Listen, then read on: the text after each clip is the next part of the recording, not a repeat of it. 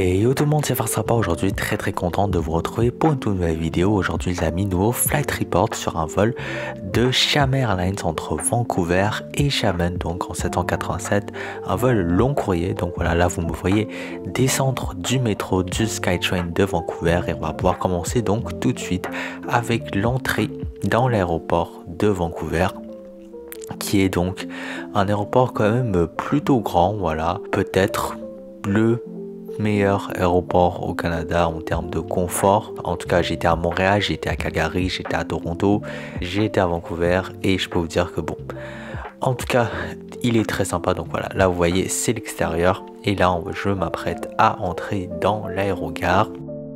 Pour le vol, donc Xiamen Airlines, il faut savoir que c'est l'une des compagnies aériennes donc en Chine basée à Xiamen, qui a quand même une plutôt bonne taille, voilà, une bonne flotte et qui fait donc quelques vols internationaux.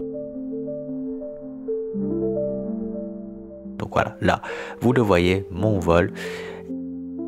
Et donc, à peu près vers 21h42, les comptoirs d'enregistrement ont été ouverts. Donc, j'ai pu laisser mes choses et directement, on va se diriger vers la sécurité.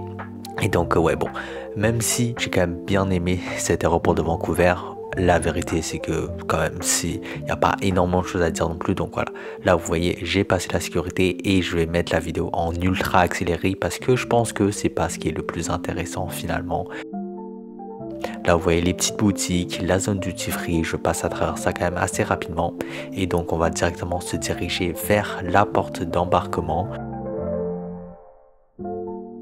Quand même, donc comme j'ai dit, en tout cas dans la zone internationale, c'est un aéroport très sympa avec beaucoup de végétation en intérieur, des boutiques, même si bon, à cette heure-ci l'aéroport était quand même assez fermé. Et donc nous voici arrivés à la porte d'embarquement du jour, la D70, et vous voyez donc les autres passagers arriver tranquillement. Donc voilà, et puis nous donc là on va aller voir notre petit avion, même si bon, avec le reflet, vu que c'était le soir, vu qu'il faisait nuit, vous allez quasiment rien voir, mais bon, je vais vous montrer des photos après. Ça c'est l'aéroport de Vancouver la nuit. Donc ouais, comme j'ai dit, quand même un aéroport vachement sympa, j'ai trouvé, plutôt grand et plutôt confortable, voilà, avec plein d'espace comme ça pour se reposer. C'était assez vide.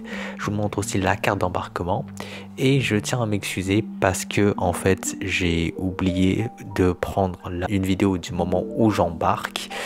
Donc voilà, pas de vidéo d'embarquement et on passe directement à la présentation du siège dans l'avion. Donc voici le siège, un siège franchement très confortable pour une classe économique, donc avec repose-tête ajustable en hauteur et sur les côtés, c'est la classique mais on connaît. Vous pouvez voir que c'est quand même bien rembourré.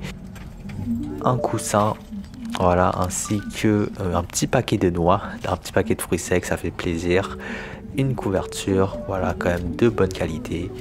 Voilà, quand même un siège très appréciable, la prise USB universelle en dessous. Et on passe au dos du siège avec un siège bien équipé pour du long courrier, c'est classique, une bouteille d'eau aussi distribuée à chacun. Tout ça on va voir un petit peu plus tard. Il y a la pochette, il y a aussi un pose-gobelet avec ce mécanisme très pratique pour éviter que le verre se renverse. On a un porte-manteau de ce côté là aussi. Le petit bémol peut-être, c'est que forcément l'écran est un peu petit, surtout sur du Dreamliner, mais bon, ça va faire l'affaire. La grande fenêtre qui est bien sûr ajustable électroniquement et les consignes pour le Wi-Fi. Pour ce qui est du legroom, franchement c'est dans la moyenne.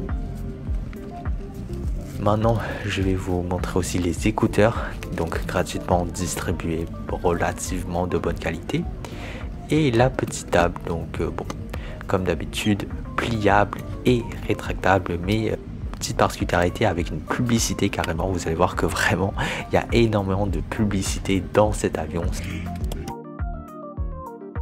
Là vous voyez le toit, mais ouais, je disais les publicités, c'est un petit peu, voilà, vous voyez beaucoup de publicité sur les porte-bagages également. Donc c'est un peu la marque des compagnies chinoises et la notice de sécurité ainsi que le magazine de vol où il y avait vraiment pas grand chose, juste une petite page de promotion pour SkyTeam, le seul truc intéressant. Maintenant, je vous mets donc le pushback et aussi un extrait des consignes de sécurité.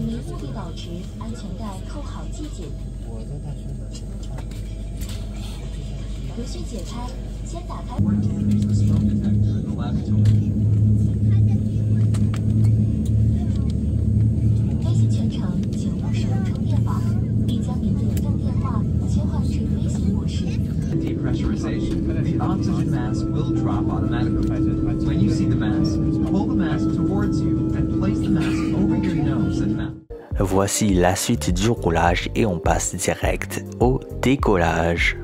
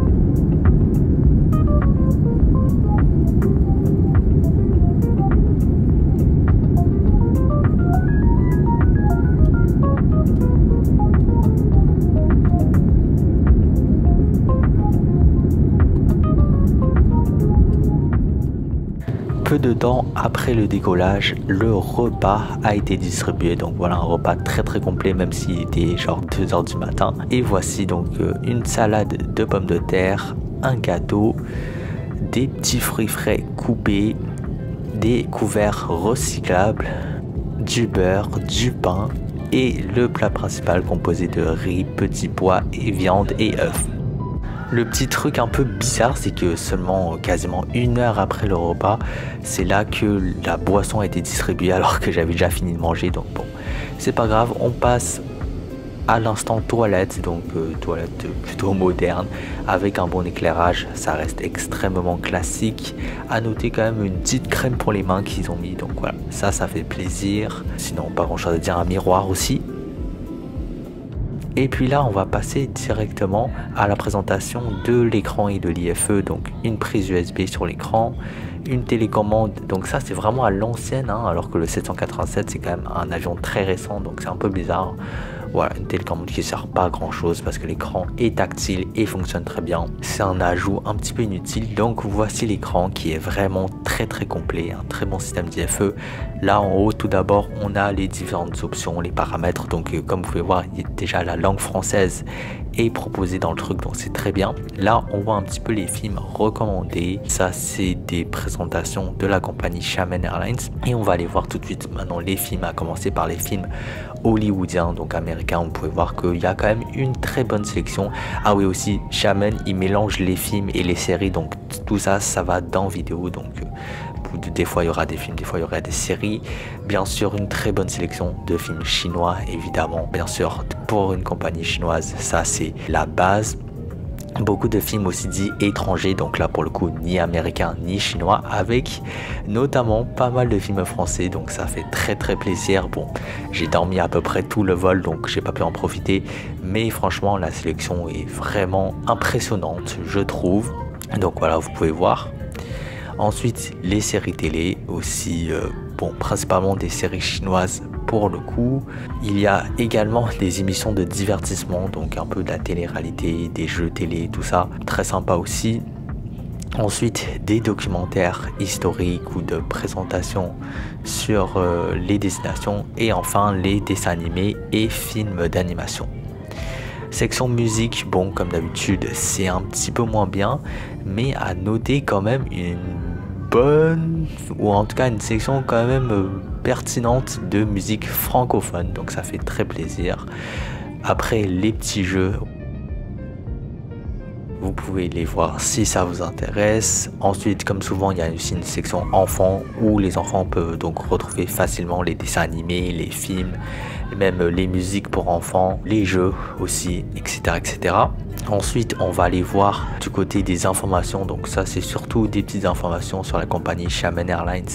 Mais ça fait très plaisir, surtout moi, enfin pour nous les AvGeeks, c'est toujours des petites informations qu'on aime bien savoir, qu'on aime bien voir. Et enfin, on va voir la carte de vol, qui n'est pas la meilleure pour le coup, qui marche quand même très bien avec des bonnes informations que voilà, on peut voir ci-dessous, mais elle n'est pas très interactive, on peut pas changer beaucoup de choses, on peut pas voir ce qu'on veut vraiment.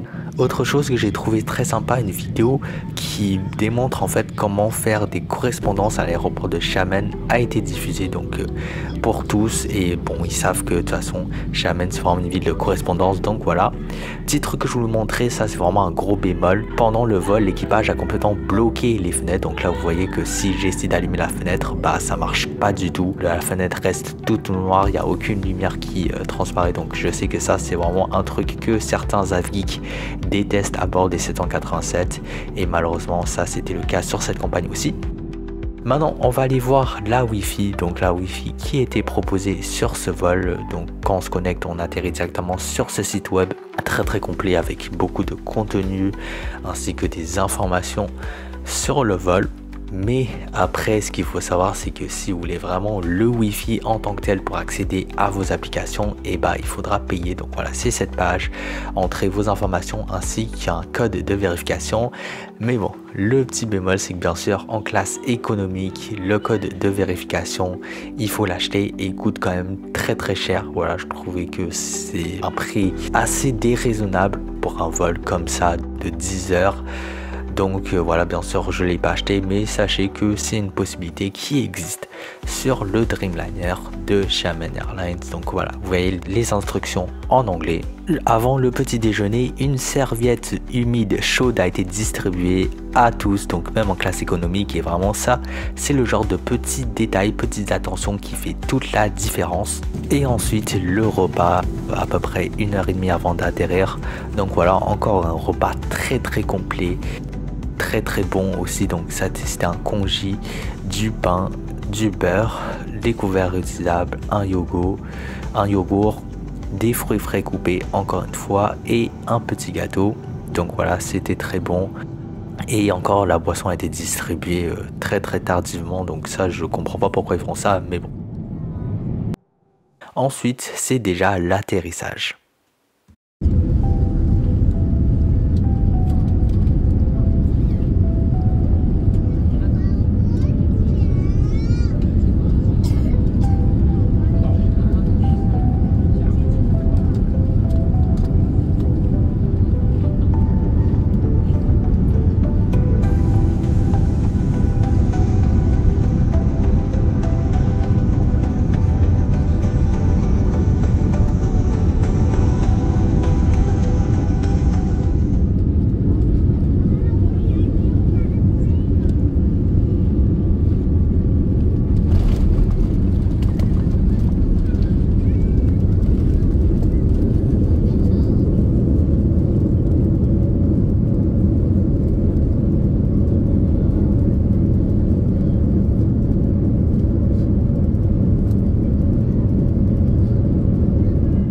Nous voici donc arrivés à Xiamen après ce vol très confortable ma foi. Voilà, donc comme d'habitude je vais déjà commencer un petit peu à débriefer et je vais vous... Ok, donc là vous voyez la classe business qui a l'air incroyable, hein, franchement, 1, 2, 1 comme ça.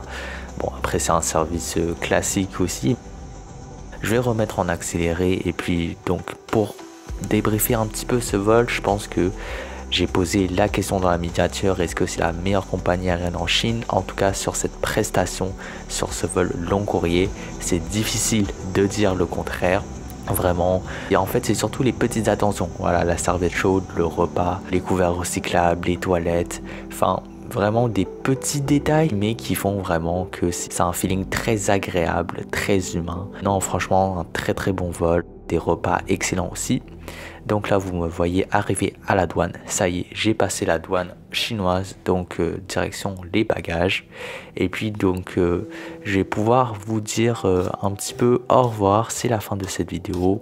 Il y a encore un autre flight report qui arrive avant cet été, donc voilà, restez branchés si ça vous intéresse. Allez voir mes autres flight reports aussi déjà sortis sur les autres compagnies chinoises. Et puis ouais, sinon l'aéroport de Xiamen globalement vous l'avez vu, mais c'est vraiment un petit aéroport comparé aux autres en Chine qui sont gigantesques. On s'y retrouve quand même assez facilement ici. Donc voilà, on est sorti de l'avion comme vous l'avez vu assez facilement, et là je me dirige direct vers les bagages et la sortie. Donc voilà, et puis nous on se dit donc à très bientôt pour de nouvelles vidéos. Salut tout le monde, c'était Farstrappa, à plus à la prochaine, allez ciao.